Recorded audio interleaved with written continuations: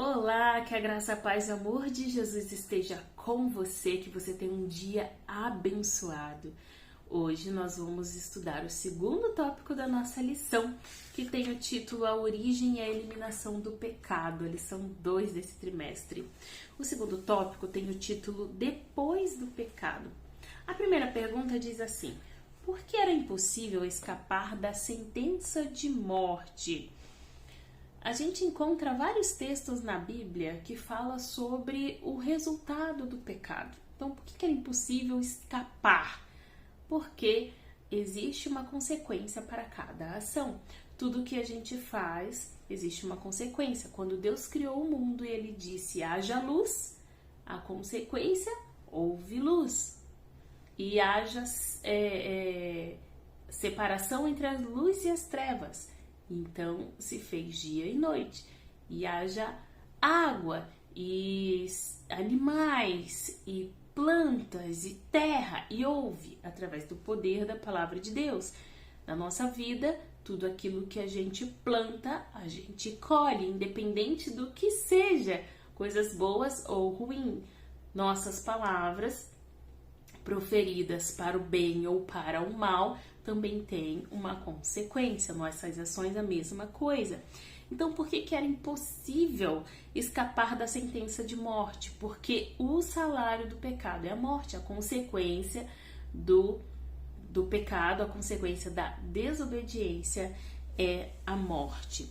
Um pedacinho da nota diz assim, ó, a natureza humana carrega uma inclinação para o mal, uma força contra a qual é impossível resistir sem ajuda. Então, nós, seres humanos, depois do pecado, nós só conseguimos resistir o mal com a ajuda de Deus. A pergunta B diz assim, por que o resultado natural do pecado é a morte? Parece que é até a mesma pergunta anterior, mas aqui fala que é porque o pecado é a transgressão da lei.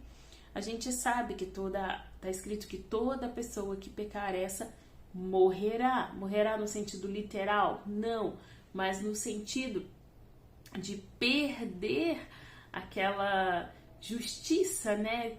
Como Adão e Eva tinham, né? Aquela justiça. Eles eram revestidos da justiça ali de Cristo, da obediência. Eles não tinham contato com o pecado, mas a partir do momento que eles tiveram contato com o pecado, eles morreram, ou seja, se tornaram seres onde era possível a morte, onde o resultado era possível, onde o resultado era a morte. Então aqui fala, por que o resultado natural do pecado é a morte? Porque o pecado é a transgressão da lei. E o texto de 1 João 5,12 diz que quem tem o Filho tem a vida, mas quem não tem o Filho de Deus não tem a vida. Aquele que permanecer no pecado não terá a vida eterna, mas com a ajuda de Cristo, aquele que, através do sacrifício de Jesus, pedir o perdão pelos seus pecados, terá a vida eterna. E a pergunta C diz, que leva à separação de Deus, ou seja, a separação da vida.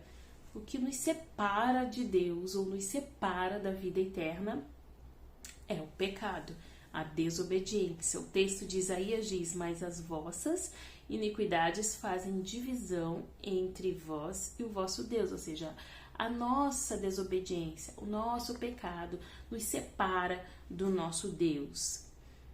E durante toda essa semana falando sobre o pecado, a gente tem entendido o quão ele nos fere, o quão ele nos machuca.